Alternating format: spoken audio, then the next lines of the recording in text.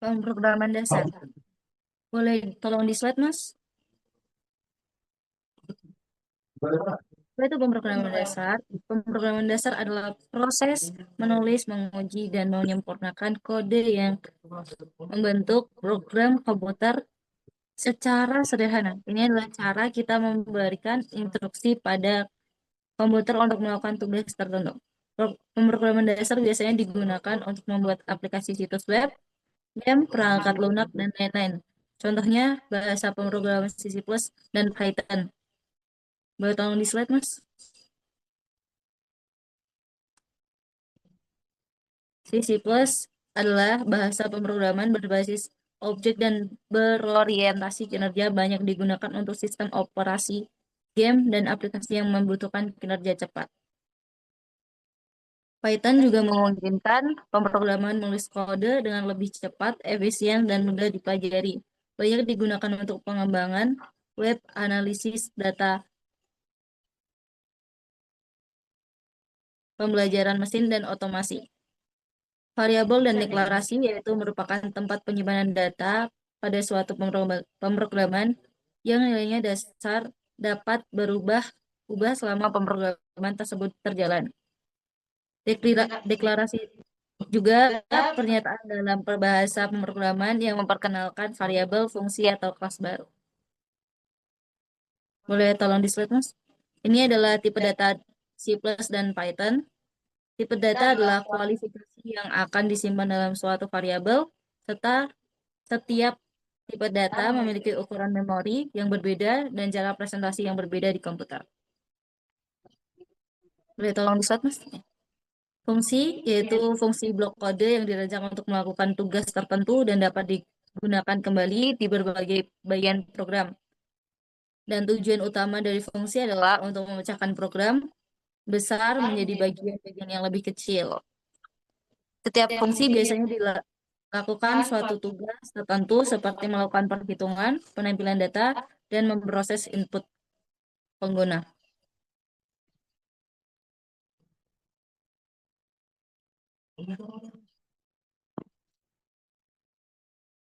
Jangan, kamera belakang. Contoh fungsi yaitu input studio H adalah arahan proses yang digunakan untuk menyertakan studio H. File header studio H adalah singkatan dari standar input output header yang berisi fungsi input atau output. Dengan menyatakan file ini, kita dapat menggunakan fungsi input atau output sebagai printf. Mohon maaf, bisa kan? Bisa, lanjut. Inmain fungsinya merupakan fungsi utama pada bagian setiap program C yang harus mempunyai suatu fungsi main yang menjadi titik awal eksekusi program. Inmain juga berfungsi dengan tipe pengembalian in yang mengembalikan 0 ketika program selesai dijalankan dengan sukses. Dengan kurung awal digunakan untuk menandai blok kode dalam program C dan semua pernyataan di dalam fungsi main atau fungsi lainnya harus berada di dalam kurung awal ini. Fungsi printf digunakan untuk mencetak output ke layar, serta isi dalam tanda kurung adalah teks atau format yang ingin Anda tampilkan. Serta digunakan untuk membungkus argumen yang diberikan pada fungsi, dalam hal ini teks akan dicetak. Dengan tanda kutip ganda digunakan untuk mengapit string yang ingin ditampilkan. Dan fungsi N merupakan karakter khusus untuk memindahkan baris atau baris baru setiap kali digunakan dan berpindah ke baris baru. Serta titik koma yang digunakan untuk mengakhiri setiap pernyataan dalam bahasa C.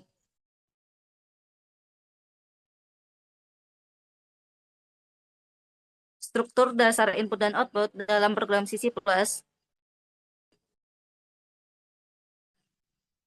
Struktur dan input dalam output dalam pemrograman C++, input dan output merupakan elemen penting untuk berinteraksi dengan pengguna, serta digunakan untuk menerima dan dari data pengguna, sedangkan output digunakan untuk menampilkan hasil atau pesan kepada pengguna. Nah, ini adalah perpustakaan yang diperlukan untuk program C++, yaitu IOStream yang menyediakan deklarasi untuk fungsi input dan output. Serta stdcode digunakan untuk menampilkan keluaran ke layar, dan operator adalah menyisipkan yang mengalirkan data ke keluaran. Serta input stdcin digunakan untuk menerima input dari pengguna melalui keyboard, dan operator adalah ekstraksi yang mengambil data dari input.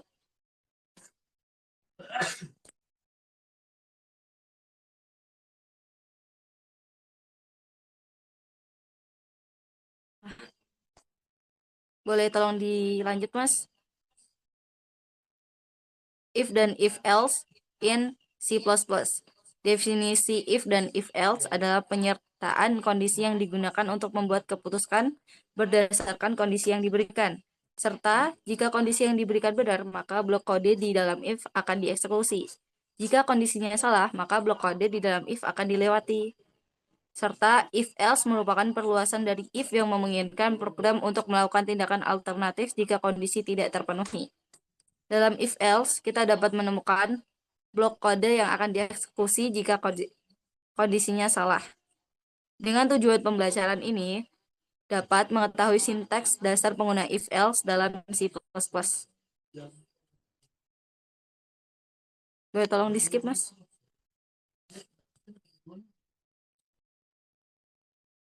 Switch case fungsi. Switchcase merupakan salah satu struktur kontrol dalam C++ yang digunakan untuk membuat keputusan berdasarkan nilai ekspresi tertentu. Struktur ini sangat berguna ketika kita memiliki banyak kondisi untuk diperiksa, dan kondisi tersebut didasarkan pada nilai yang tetap. Kali ini akan dilanjutkan oleh teman saya, Reza Ardiansyah.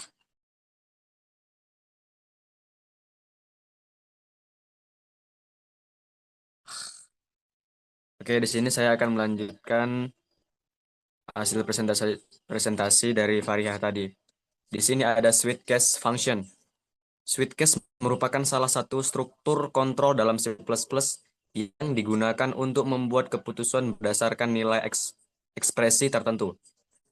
Struktur ini sangat berguna ketika kita memiliki banyak kondisi untuk diperiksa, dan kondisi tersebut didasarkan pada nilai yang tetap. Ekspresi, nilai yang akan dibandingkan dengan setiap kasus. Ekspresi harus bertipe integer atau karakter. Case, digunakan untuk menentukan kondisi. Setiap kasus harus diakhiri dengan kata kunci break untuk mencegah eksekusi berlanjut ke kasus berikutnya. Default, blok opsional yang akan dieksekusi jika tidak ada kasus yang cocok. Mas, boleh dilanjut?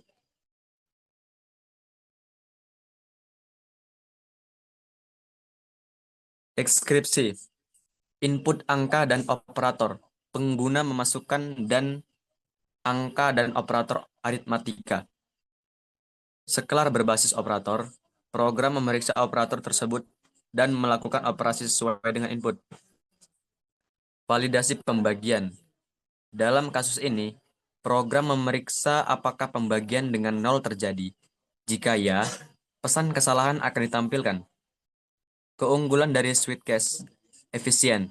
Switch case lebih cepat daripada banyak kondisi if else untuk sejumlah besar kasus. Lebih mudah dibaca. Struktur switch case lebih terorganisasi sehingga lebih mudah dipahami. Kekurangannya itu tidak mendukung rentang nilai, misalnya kasus 1 sampai 10 tidak valid. Hanya mendukung tipe data discrete seperti int atau char. Tidak fleksibel untuk kondisi kompleks seperti dalam if. Tidak fleksibel juga untuk kondisi kompleks seperti dalam if else. Pengantar Python. Python adalah salah satu bahasa pemrograman paling populer di dunia. Bahasa ini digunakan oleh pemula maupun profesional karena sintaksnya yang sederhana namun sangat kuat. Python adalah bahasa pemrograman tingkat tinggi yang pertama kali dirilis oleh Guido van Rossum pada tahun 1991. Python dirancang untuk meningkatkan produktivitas pemrograman dengan fokus pada kode yang mudah dibaca dan efisien. Fitur utama Python meliputi interpreted, tidak perlu kompilasi, dijalankan langsung oleh interpreter. High value.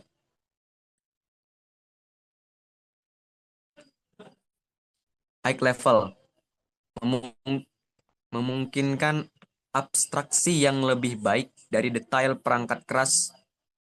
General purpose dapat digunakan untuk berbagai jenis aplikasi.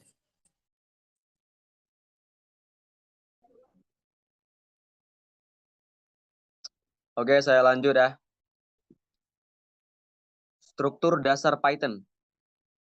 Python menggunakan indentasi. Python menggunakan indentasi atau spasi atau tab untuk menentukan blok kode, tidak seperti bahasa pemrograman lain seperti C++ atau Java yang menggunakan hal tersebut untuk menandai blok kode. Tidak membutuhkan tanda titik koma. Setiap baris kode Python tidak memerlukan tanda titik koma untuk menandai akhir perintah, kecuali jika Anda ingin menuliskan beberapa pernyataan dalam satu baris. Tidak rekomendasikan untuk keterbacaan.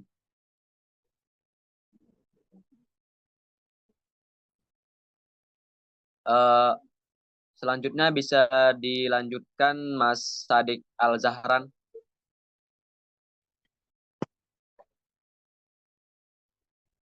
Baik, di sini pemrograman Python adalah bahasa pemrograman tujuan umum yang ditafsirkan tingkat tinggi. Dibuat oleh Guido van Rossum dan pertama kali dirilis pada tahun 1991. Filosofi desain Python menekankan keterbacaan kode dengan penggunaan spasi putih yang signifikan. Konstruksi bahasanya dan pendekatan berorientasi objek bertujuan untuk membantu pemrogram menulis kode yang jelas dan logis untuk proyek skala kecil dan besar. Python diketik secara dinamis dan pengumpulan sampah. Ini mendukung beberapa paradigma pemrograman termasuk pemrograman terstruktur, terutama prosedural. Berorientasi objek dan fungsional, Python sering dideskripsikan sebagai bahasa termasuk baterai karena perpustakaan standarnya yang komprehensif. Ciri utama pada Python, satu, sintaks yang sederhana dan mudah dibaca. Python menggunakan sintaks yang mirip dengan bahasa alami, English-like syntax, sehingga mudah dipahami oleh pemula sekalipun. Misalnya, identasi digunakan untuk menandai blok kode, bukan tanda kurung kurawal. Dua, berorientasi objek dan mendukung paradigma lain. Python mendukung berbagai paradigma pemrograman, termasuk pemrograman berorientasi objek (OOP), mengorganisasi kode dalam kelas dan objek. Pemrograman fungsional, fungsi dapat diperlakukan sebagai objek. Pemrograman prosedural, memungkinkan penulisan kode secara linear dengan fungsi dan prosedur. Boleh dilanjut?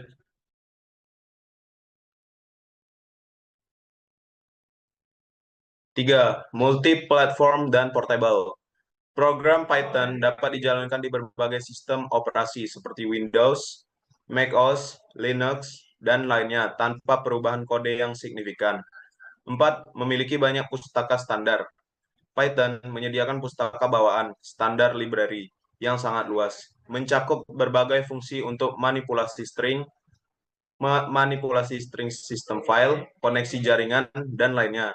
Selain itu, banyak pustaka pihak ketiga tersedia di PYPI, Python Package Index, untuk memperluas fungsionalitasnya. 5. Interaktif dan dinamis. Python adalah bahasa interpreted kode dieksekusi baris per baris, sehingga memungkinkan pengujian langsung kode dalam mode interaktif. Selain itu, Python bersifat dinamis, di mana tipe data variabel itu ditentukan saat runtime. 6. Ekstensibilitas dan integrasi. Python dapat diperluas dengan menulis modul dalam bahasa lain seperti C atau C++. Python juga mudah diintegrasikan dengan teknologi lain seperti Java, Net, atau alat database. 7. Dukungan komunitas yang besar. Python memiliki komunitas global yang aktif dan banyak sumber daya seperti dokumentasi, tutorial, dan forum untuk membantu pengguna dalam belajar ataupun menyelesaikan masalah. 8. Cocok untuk berbagai bidang. Python digunakan dalam berbagai bidang. Pertama, web development framework seperti Django, Flash. 2. Data science and machine learning library seperti Pandas, NumPy, TensorFlow. 4. Otomasi modul seperti Selenium, P-Auto GUI. 4. Pengembangan game framework seperti Pygame. Boleh dilanjut?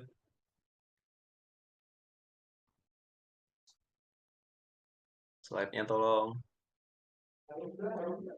Baik, struktur Python. 1. Python menggunakan indentasi. Python menggunakan indentasi, spasi, atau tab untuk menentukan blok kode. Tidak seperti bahasa pemrograman lain seperti C++ atau Java yang menggunakan kurung kurawal untuk menandai blok kode.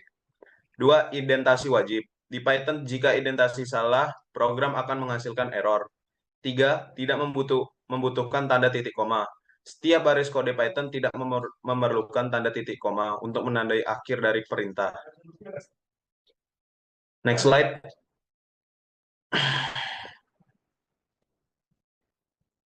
Next slide. Percabangan Python. Definisi percabangan if dalam Python. Percabangan if dalam Python adalah sebuah struktur kontrol alur program yang digunakan untuk membuat keputusan berdasarkan kondisi tertentu. Program akan mengevaluasi kondisi, ekspresi logika yang diberikan jika kondisi tersebut bernilai true atau benar, maka blok kode yang ada di dalamnya akan dijalankan. Jika bernilai false atau salah, blok tersebut dilewati. Tujuan percabangan if dalam Python. 1. Mengontrol alur program. 2. Percabangan memungkinkan program untuk berjalan dengan logika tertentu berdasarkan kondisi, sehingga program dapat menangani situasi yang berbeda. 3. Mengambil keputusan. 4. Memungkinkan program untuk memutuskan tindakan apa yang harus dilakukan berdasarkan input pengguna atau data yang ada. 5. Meningkatkan fleksibilitas kode. 6. Dengan percabangan, kode dapat menangani lebih banyak skenario dan menghasilkan keluaran yang dinamis. Slide selanjutnya. Definisi list pada Python. List adalah salah satu struktur data bawaan Python yang digunakan untuk menyimpan sekumpulan data dalam satu variabel. List bersifat berurutan, dapat diubah, mutable, dan dapat menyimpan elemen dengan berbagai tipe data, heterogen. List didefinisikan dengan penggunaan kurung siku, dan setiap elemen dipisahkan oleh koma. Karakteristik list, berurutan atau ordered. Elemen dalam list disimpan dalam urutan tertentu, dan setiap elemen memiliki indeks yang dimulai dari 0. Dapat diubah, mutable. Elemen dalam list dapat ditambah, dihapus, atau diubah. Heterogen. List dapat menyimpan berbagai tipe data, seperti integer, string, float, bahkan list lain. Mendukung duplikasi. List dapat berisi elemen yang sama lebih dari sekali. Next slide.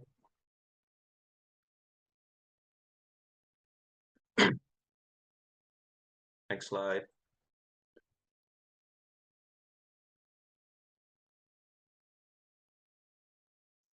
Next slide, Mas.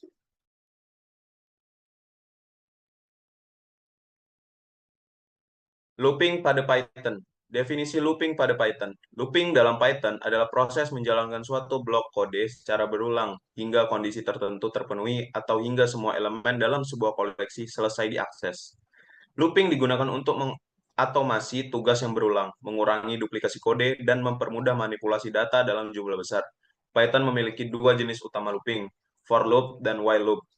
Tujuan looping, mengatomasi tugas berulang, mengurangi penulisan kode yang sama secara berulang, memanipulasi data, membantu iterasi melalui koleksi data seperti list, tuple, atau dictionary. efisiensi waktu dan kode, meningkatkan efisiensi dengan melakukan operasi pada elemen secara batch, memproses data masif, mempermudah pengolahan data dalam jumlah besar. Oke. Next. Oke, sekian dari presentasi pemrograman dasar kelompok kami. Sekian, terima kasih.